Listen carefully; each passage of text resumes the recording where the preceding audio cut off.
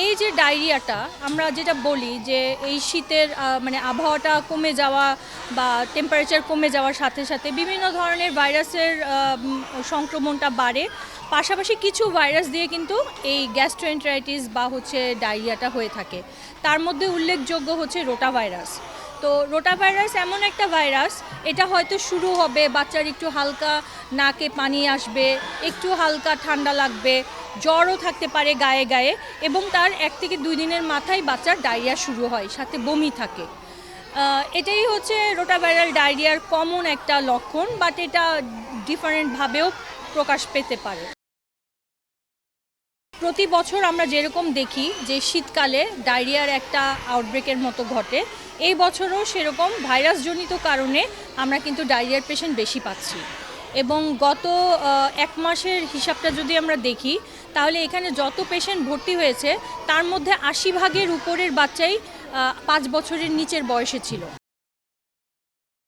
এই ভাইরাসে আক্রান্ত শিশুদের সাধারণত আমরা যদি ওর স্যালাইন খাওয়াই ডায়রিয়ার জন্য মাপ মতন এবং স্বাভাবিক বাসার খাবার দেই, তাহলে বাসাতেও চিকিৎসা করা সম্ভব।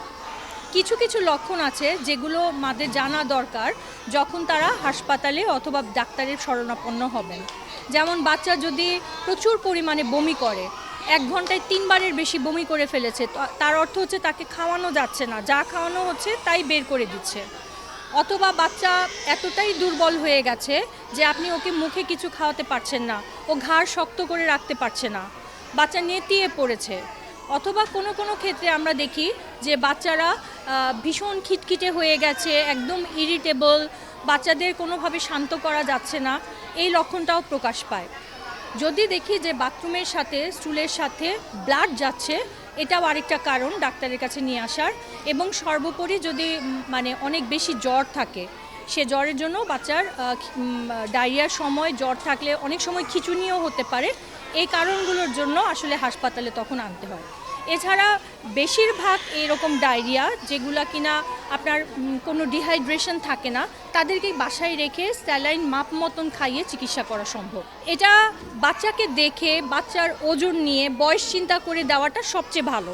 তবে আপনারা দেখবেন যে কোনো ওর স্যালাইনের প্যাকেটের গায়ে স্যালাইনটা কিভাবে বানাতে হবে সেটা যেমন লেখা থাকে, বয়স ভিত্তিক কতটুকু করে কয় চামচ করে স্যালাইন খাওয়াতে হবে সেটাও লেখা থাকে।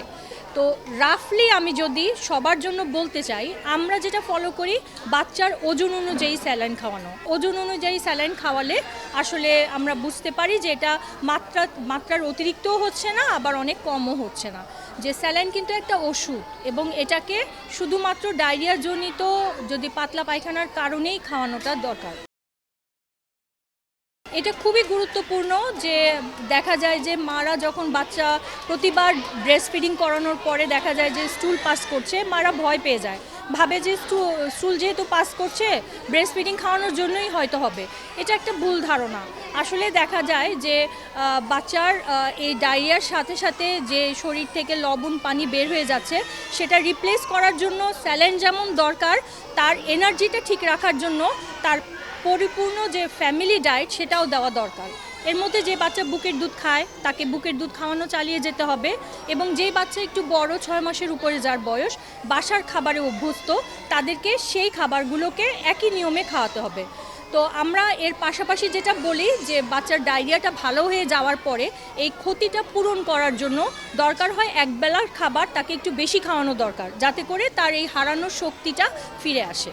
তবে মানে কোনো খাবারই রেস্ট্রিক্টেড না, শুধুমাত্র ওই যে আপনার ধরেন কোল্ড ড্রিঙ্কস বা হচ্ছে যে কোনো প্যাকেটের জুস যেগুলো কিনা বাজারজাত পণ্য, সেগুলো আমরা অ্যাভয়েড করতে বলি। বাসায় রান্না করা সব খাবার বাচ্চার জন্য নিরাপদ, এবং বাসায় পানি ফুটিয়ে খাওয়ানোটা সবচেয়ে ভালো।